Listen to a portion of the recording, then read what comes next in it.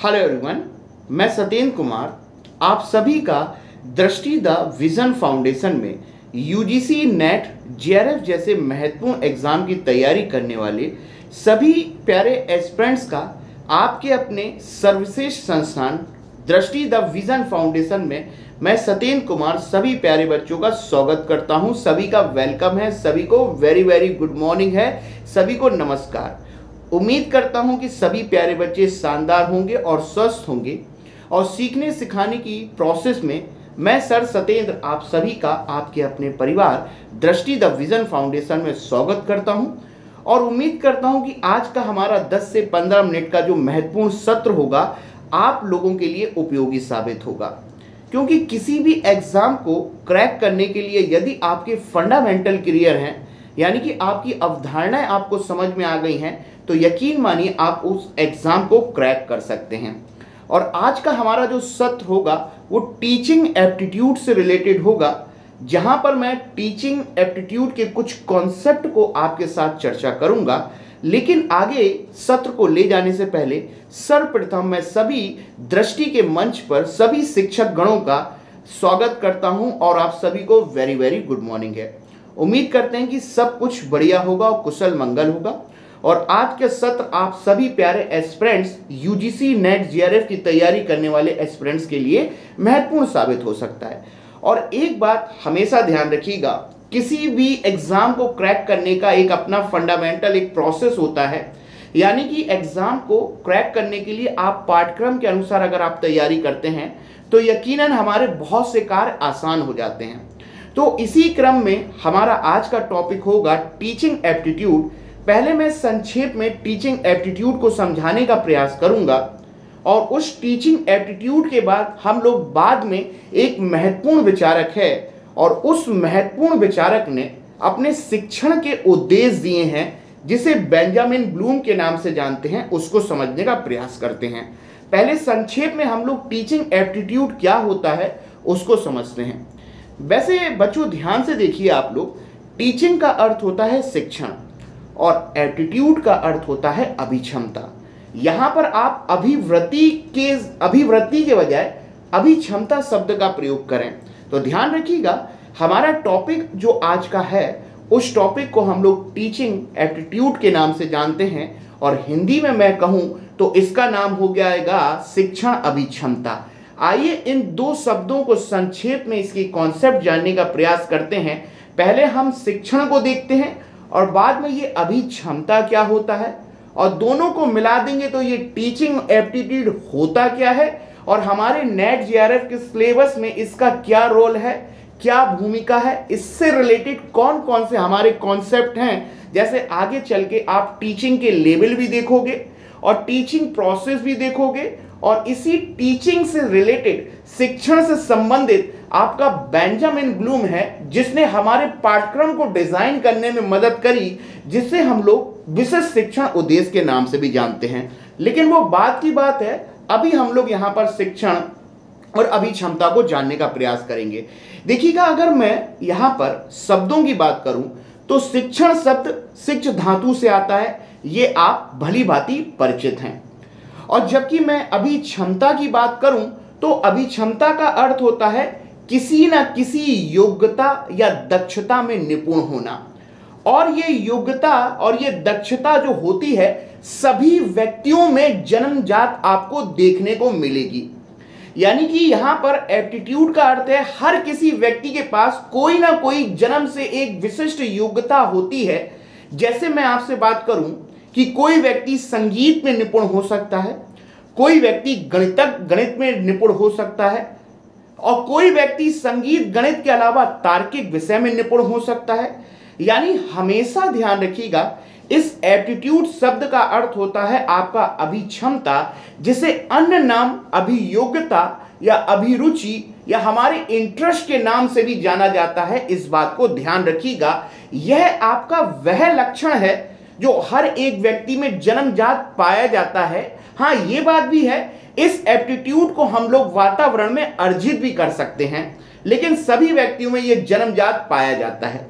इसका मैं एग्जाम्पल की बात करूं, मैं अगर चंद्रगुप्त मौर्य को हर कोई परिचित है, तो आपने आचार्य चाणक्य से भी भली भांति परिचित हैं। तो आपने देखा होगा कि जो चंद्रगुप्त जो थे, जब छोटे हुआ करते थे, तो जब आचार्य चाणक्य वहां से कहीं से निकलते थे तो उन्होंने चंद्रगुप्त मौर्य को देखा, और चंद्रगुप्त मौर्य एक ग्रुप बनाए बैठे हुए थे और एक चेयर पे थे और सभी लोगों को एक ऑर्डर या आदेश देने की बात कर रहे थे।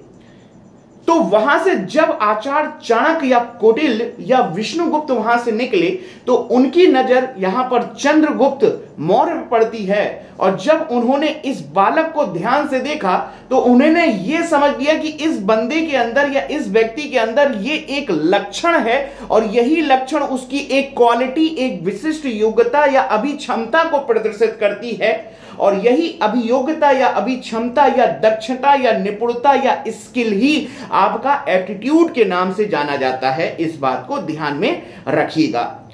यानी कि ये एप्टीट्यूड को मैंने यहां पर एग्जाम्पल के माध्यम से आपके साथ चर्चा किया।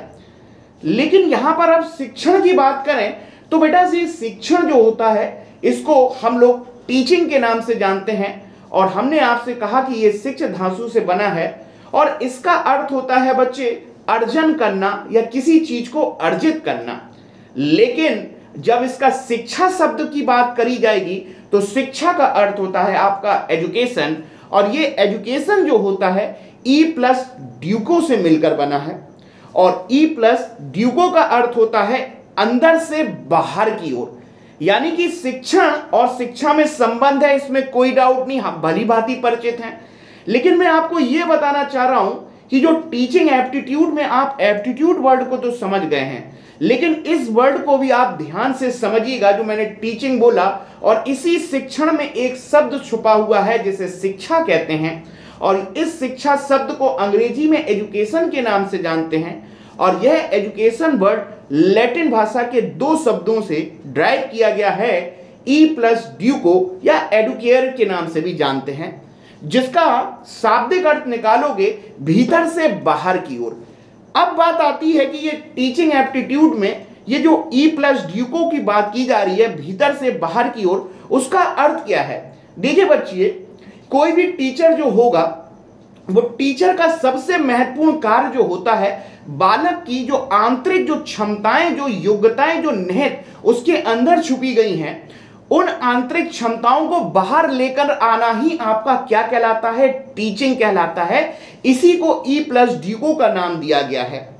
यानी कि टीचिंग एप्टीट्यूड वह विषय या वह सब्जेक्ट या वह विचारधारा है जिसमें हम किसी शिक्षक के द्वारा बालक के भीतर या छात्र के भीतर जो क्षमताएं या योग्यताएं या गुण या जो उसके अंदर जो लक्षण कहिए, क्योंकि ये लक्षण ही उसको वातावरण में और बेहतर बनाने में मदद करेंगे। ध्यान रखिएगा, लक्षण की या अभियोग्यता या अभिक्षमता या स्किल की बात करूं जो सभी लोगों में पाया जाता है, हर व्यक्ति में कुछ ना कुछ होगा, और जब उचित योग्यताओं जो आपके भीतर हैं और हमें उसको भीतर से बाहर की ओर लाना है, वो प्रोसेस ही आपकी टीचिंग एप्टीट्यूड के नाम से जानी जाती है। और इस टीचिंग एप्टीट्यूड में आप हमेशा ध्यान रखिएगा, यहां पर थोड़ा सा हमारा एंगल डिफरेंट होगा, क्योंकि यहां पर हम एजुकेशन की बात कर रहे हैं। तो एजुकेशन में आप हमेशा ध्यान में रखिएगा, तीन चीजें आप मुख्य रूप से ध्यान से देखने को आपको मिलेगी।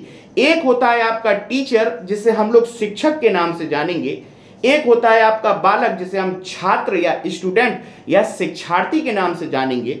और इन दोनों के बीच में एक पाठ्यक्रम या सिलेबस या विषय वस्तु या मध्यवर्ती चर पाया जाता है, और ये तीनों मिलकर बच्चे लोग ये तीनों लोग मिलकर एक टीचिंग मॉडल को कंप्लीट करते हैं। तो ध्यान रखिएगा, हमेशा टीचिंग मॉडल का जो अब यहां पर जो अर्थ निकल के आएगा, ध्यान से सुनिएगा। टीचिंग मॉडल वह मॉडल है आपका टीचिंग, ध्यान रखिएगा, जहां पर बच्चे की जो आंतरिक क्षमताएं या दक्षताएं हैं उसको एक शिक्षक के द्वारा आपका पटल पर या सामने लेकर हम लोग को लाया जाता है। यानी कि ये आपको जो मैंने हल्का फुल्का यहां पर चर्चा किया, जो कि अपने आप में बहुत महत्वपूर्ण है। एक बात बताइए, खुद सोच के देखिए, मैंने शिक्षण की बात करी, शिक्षण अभी क्षमता की बात चल रही है। देखिएगा, यदि कोई बच्चा जो है अगर उसको एजुकेशन मिल जाए, यदि वो शिक्षित हो जाए, यानी कहीं ना कहीं उसको एजुकेशन मिल गई है, वो शिक्षित हो गया है, तो हम ये भी तो बोल सकते हैं या एक शिक्षक ने बालक की क्षमताओं का बाहर लाके विकास कर दिया है, यानी कहीं ना कहीं बच्चा कुछ ना कुछ सीखा है।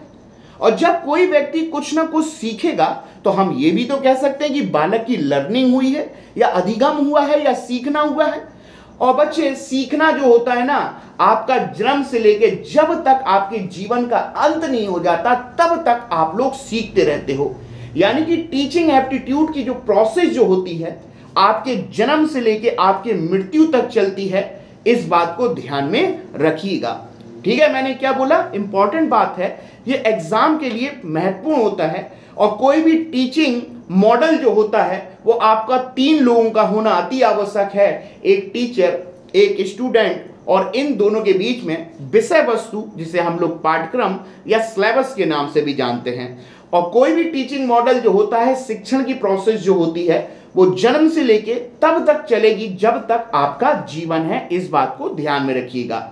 अब ये टीचिंग जो आप लोगों को उपलब्ध हो रही है वो औपचारिक रूप से आपको स्कूल में भी प्राप्त होती है, फॉर्मल रूप में, और ये भी तो होता है कि बच्चे का जन्म तो उसके परिवार में हुआ है और परिवार में उसकी माँ उसकी प्रथम शिक्षक है, और माँ ही नहीं, उसका परिवार उसका प्रथम स्कूल होता है। तो उसको शिक्षा अनौपचारिक रूप से भी मिलती है और समाज में भी जो उसको शिक्षा मिल रही है वो भी अनौपचारिक रूप से है। यानी कि शिक्षण, टीचिंग ऐसा नहीं है कि आप स्कूल में ही प्राप्त करो औपचारिक रूप से।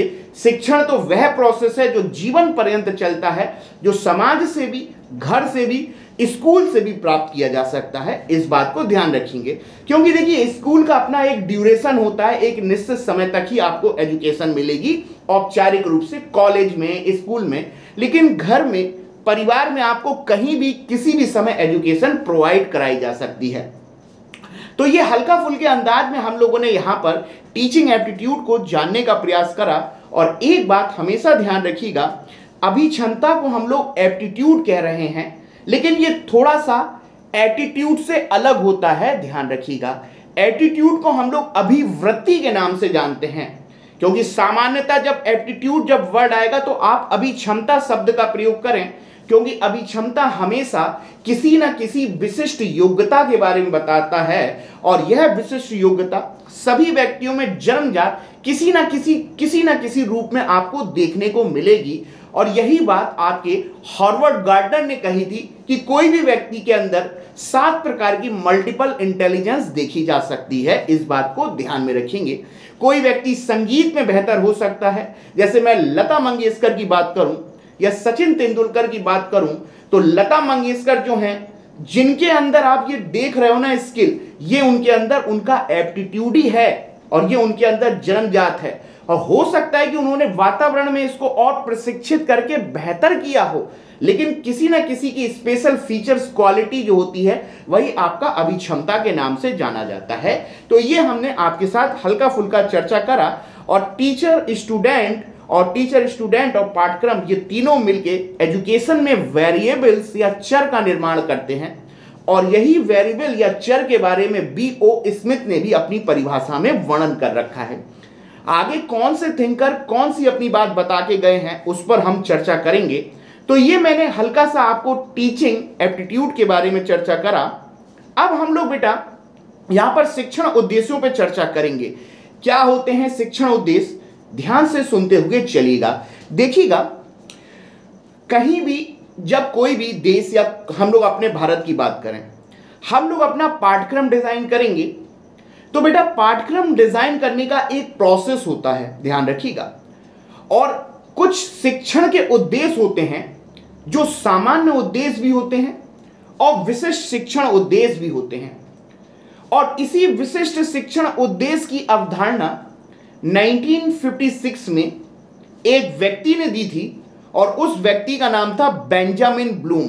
वेरी वेरी इंपॉर्टेंट, आपका टीचिंग एप्टीट्यूड में बेंजामिन ब्लूम एक बहुत महत्वपूर्ण टॉपिक माना जाता है कि किसी भी व्यक्ति को या बालक को लर्निंग किस रूप में हम लोग उपलब्ध करा सकते हैं। तो लर्निंग का एक प्रोसेस होता है। ऐसा नहीं है कि सिर्फ बच्चे को सिर्फ पढ़ाने का ही क्या कार्य दिया जाए। हम बोलें कि वाटर क्या होता है, तो वाटर का फॉर्मूला बच्चे को बता दिया H2O और बच्चे ने भी नॉलेज को प्राप्त कर लिया। यानी कि सिर्फ यहां पर टीचिंग में शिक्षण उद्देश्य जो होते हैं वो बच्चों को सिर्फ ज्ञानात्मक पक्ष तक केंद्रित नहीं होते, यानी कि उसका कॉग्निटिव लेवल ही नहीं बढ़ाते हैं, बल्कि उस वाटर के इंपॉर्टेंस भी समझाते हैं, उसके भावात्मक और सोशल मुद्दे भी समझाने का प्रयास करते हैं। यानी कि टीचिंग विशिष्ट शिक्षण उद्देश्य में 3 चीजें आप हमेशा ध्यान में रखिएगा, एक संज्ञानात्मक पक्ष, एक भावात्मक पक्ष और एक क्रियात्मक पक्ष। ये 3 पार्ट मिलकर ही किसी पाठ्यक्रम को डिजाइन करते हैं और यही बात बेंजामिन ब्लूम ने कही थी। और इसी बेंजामिन ब्लूम ने ये जो कॉन्सेप्ट लिया है वो आपका पेस्टोलॉजी से प्रभावित होकर ही लिया था। पश्चिम में पेस्टोलॉजी एक बहुत विद्वान व्यक्ति हुए हैं जिन्होंने 3H का कॉन्सेप्ट दिया था और इसी 3H के कॉन्सेप्ट को आधार बनाकर बेंजामिन ब्लूम ने शिक्षण सूत्र या विशिष्ट शिक्षण उद्देश्य दिए। और ये विशिष्ट शिक्षण उद्देश्य सीखने के ही उद्देश्य हैं कि कैसे पढ़ाने का एक तरीका या एटीट्यूड होना चाहिए। केवल ज्ञानात्मक पक्ष मजबूत कर देने से सब कुछ संभव नहीं होता। अगर वो उसके सोशल या भावात्मक पक्ष से कनेक्ट नहीं हो पाया तो ऐसी लर्निंग का फायदा क्या।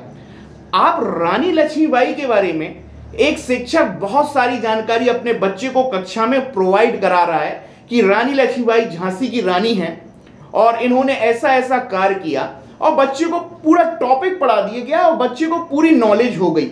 लेकिन ऐसी नॉलेज का क्या फायदा जब तक वो नॉलेज आपके इमोशंस, फीलिंग, भावनाओं से ना जुड़े। क्योंकि देखो, मैं सिंपल सा एक जम्मू कश्मीर का एग्जाम्पल लेता हूं। जम्मू कश्मीर के बारे में आपके शिक्षक ने पूरी जानकारी आपको उपलब्ध करा दी, यानी कहीं ना कहीं आपके संज्ञानात्मक के शिक्षण उद्देश्य पूरे हो गए। लेकिन जम्मू कश्मीर की जो आपकी जो सिचुएशन है, उस सिचुएशन जो फीलिंग से जुड़ी हुई है, भावनाओं से जुड़ी हुई है, वो कहां नहीं बताई। वो नहीं बताए तो हमारा कनेक्शन जम्मू कश्मीर से कैसे हो पाएगा।